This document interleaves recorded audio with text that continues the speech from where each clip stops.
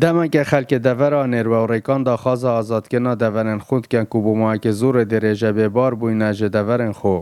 جه اگر بردامی بردمان کرنا دورن وانج آلی ولات ترکیه و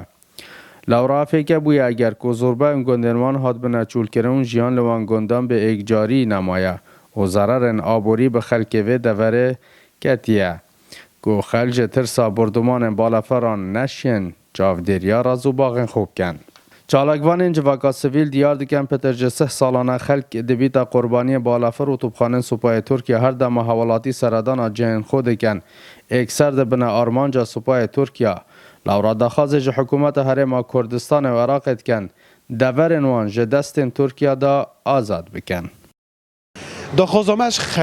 حکومت هر حکومت و پککی و حکومت آنوند اوه که زمانی که بوی خلکی بدونن یعنی که بچنویرد ایمن بنا و بچنویرد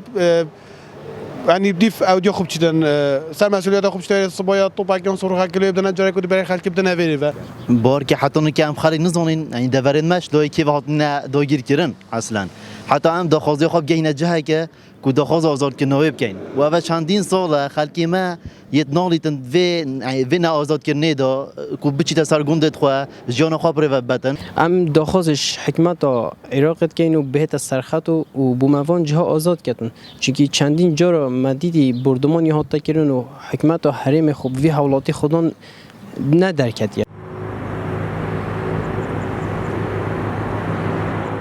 چالکوانه که دیه جواکا سویل دیار کرد که دورن وان جه جیاریه لی اف دور جیان تدا مریه.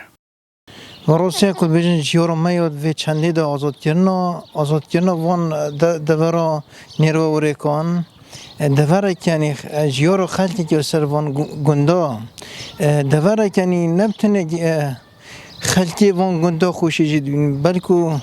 گشتیاری قصد یعنی بخوشی و سیرانه خلی قصد وان گندات کردن.